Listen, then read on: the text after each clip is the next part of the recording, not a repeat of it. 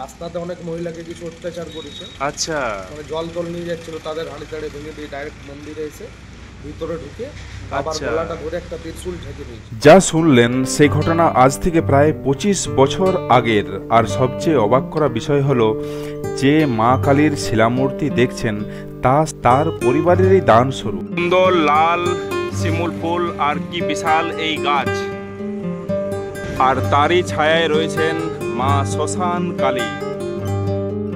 তো সেই সমস্ত গল্প নিয়েই আজ থাকছে গোশালা মোড়ের যমুনা জোড়ের পার্শ্বস্থিত শ্মশান কালীমার গল্প।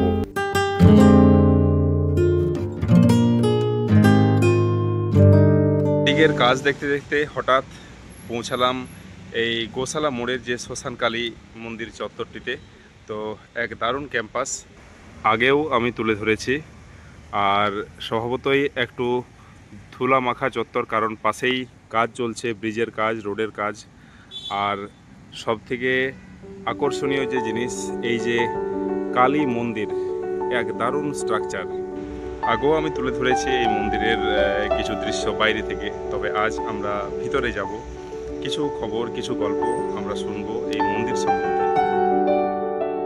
ওং, ওইং, হ্রিং, শ্রিং এই চারটি শব্দের সঙ্গে বাল্যকাল থেকেই এমন ওতপ্রোতভাবে জড়িত যে সেই টানেই হয়তো পৌঁছে যাই মায়ের অপেক্ষমান অকথিত গল্প শোনার জন্য।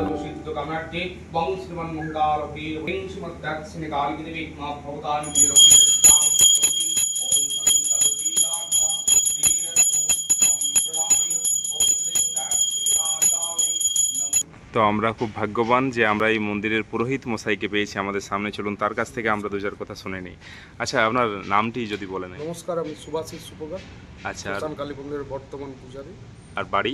বাড়ি পুরুলিয়া রাঘবপুর গ্রামে। আচ্ছা আচ্ছা আচ্ছা। তো আপনারা মোটামুটি কত জেনারেশন এখানে পুজো করে আসছেন আর কি যদি বাবা বলেন? করেছে মোটামুটি 25 বছর, তারপর বাবার পর আমি। আচ্ছা তার আগে আরো অন্য পুরোহিত ছিল, আচ্ছা। চেঞ্জ হয়েছে, 2-3 রকম ঠিক। পুরোহিত ছিল। তো মোটামুটি এই মন্দির কত বছরের প্রায়? মন্দিরটা তো ধরুন 100 বছরের পুরানো, কিন্তু আগে কিছু ডেভেলপমেন্ট ছিল না, উন্নতি ছিল না। আচ্ছা, এমনি পুরো চারিদিকটা খোলা ছিল, ঠিক। আস্তে আস্তে উন্নতি হয়েছে। বাহ বাহ বাহ। আগে এমনকি শ্মশান যাত্রীরা এই মন্দিরের রাস্তা দিয়েই যাতায়াত করত। আচ্ছা, আর শ্মশান যদি আমি বলি, শ্মশানটি কোন দিকে হচ্ছে? শ্মশান হচ্ছে ওই বাইরে বাইরে। ও, বাইরে বাইরে রাস্তা আছে না? ঠিক আর ঠিক আমাদের ঠিক। মন্দির থেকেও একটা রাস্তা আছে, আচ্ছা, এটা দিয়েও রাস্তা আছে। কিন্তু এটা দিয়ে শ্মশান যাত্রীরা আসে না। হুম হুম হুম হুম। আর এইখানের যে আমরা এই মূর্তি আমরা যে দেখছি, তো এটি কি শিলা মূর্তি নাকি? হ্যাঁ, ছিলাম। তো এটি কোন কোন জায়গা থেকে আনা হয়েছিল বা এটা কোন বছরে? শুশুনিয়ার থেকে। ওইটা মোটামুটি 2000 সালে আনা হয়েছিল, 2001 আচ্ছা। বা 2000 কিছু একটা আচ্ছা হবে। আচ্ছা আচ্ছা তার আগে একটা আলাদা মূর্তি ছিল, আচ্ছা সেটা এক পাঞ্জাবি এসে মূর্তিটা ভেঙে দেয় কিছু কারণবশত। আচ্ছা। তারপর তাকে অনেক পুলিশ ফোর্স দিয়ে অ্যারেস্ট করে নিয়ে যাওয়া হয়। ও। তিনি এই মূর্তির খরচাটা আর কি দিয়েছে। ও, তো পাঞ্জাবি তাহলে কোথা থেকে এলেন উনি?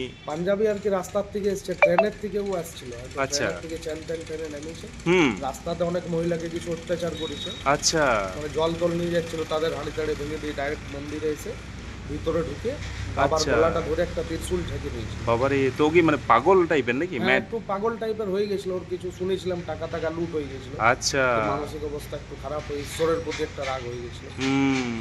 বাহ, তারপর তারপর? তারপর মূর্তি ভেঙে যাওয়ার পর অনেক পুলিশ ফোর্স পাবলিক তাকে মেরে দেওয়ার চেষ্টা করেছিল। হুম। তো ফোর্স তাকে কোনো রকম ভাবে বাঁচিয়ে নিয়ে যায়। ও দিয়ে তারা এই মূর্তির খরচাটা দিয়েছে। দিয়ে ওইখানে কি হয়েছে মামলা।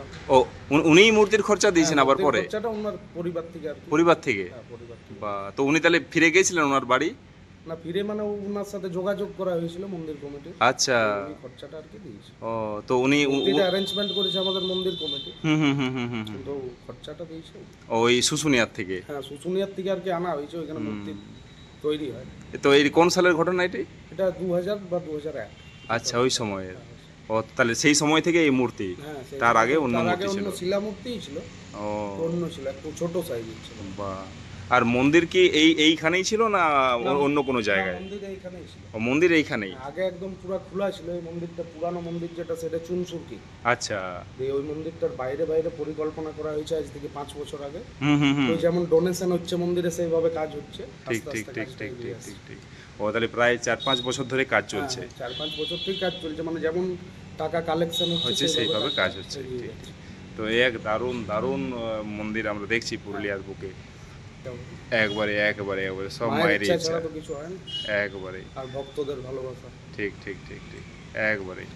এ দারুণ দারুণ একটি মন্দির, দারুণ ইয়েতে আপনি ব্রতী হয়েছেন। তো যাই হোক, মায়ের ইচ্ছা, বাবার পর আমি দায়িত্বটা নিয়েছি আর কি। বাবার অবশ্যই। বয়স হয়ে গেছে, অবশ্যই তারপরে এই অবশ্যই দায়িত্বটা, পূজার দায়িত্ব আমি পাই। মায়ের ইচ্ছা আর কি, আমার একবারে হাতে সেবা নেওয়া। একবারে একবারে জয়। একবারে। নমস্কার। এক অসাধারণ কারুকার্যময় এই মন্দির, আর ঠিক আমাদেরকে সেই জয়রামবাটি কামারপুকুর দক্ষিণেশ্বরের স্মৃতি যেন জাগ্রত হচ্ছে এখানে। এই রাস্তা দিয়ে আস্তে আস্তে পাশেই যে এখানে বাগান বাড়ি, খুব সুন্দর গাছ, ওখানে দেখলাম একটি বকুল গাছ, এই যে কাঁঠাল গাছ, আম গাছ এইসব রয়েছে। আর মূল মন্দির তো এইখানে বোঝাই যায়, কিন্তু আরও মন্দির রয়েছে ওইখানে, বা এইখানে সম্ভবত এটি শিব মন্দির। বাইরে থেকে যেটা দেখছি একটি এক্সিস্টিং মন্দির তো এখানে ছিলই, তার পাশে তাকে আবার এইভাবে একটি বড় মন্দির এখানে সেই চত্বরেই করা হচ্ছে।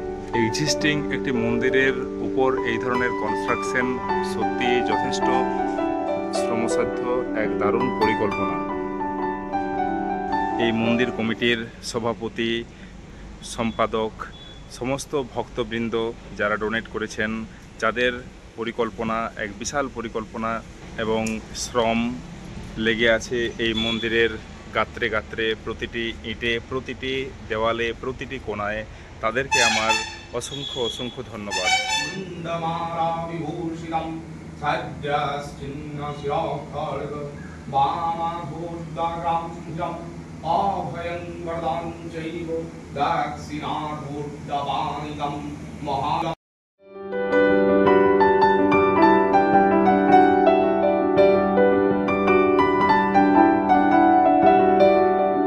সুখ স্বপ্নে, শান্তি শ্মশানে, চিরসত্য এই বাক্যগুলির যথার্থতা অনুধাবনের জন্য আমাদের পৌঁছাতেই যে হবে এই পীঠস্থানগুলিতে, নির্দিষ্ট সময়ের ব্যবধানে, না হয় অন্তিম শয়নে।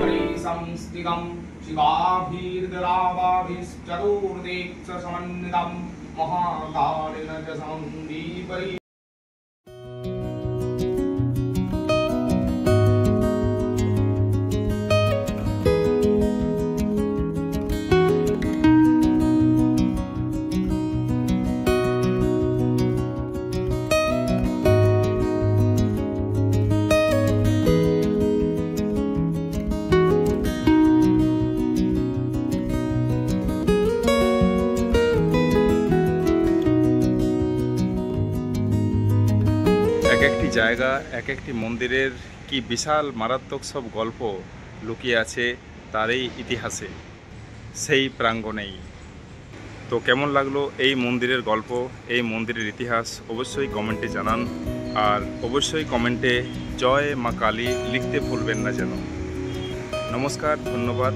দেখা হবে আবার এইরকমই কোনো জায়গায়, কোনো মন্দিরে, অন্য কোনো পর্বে।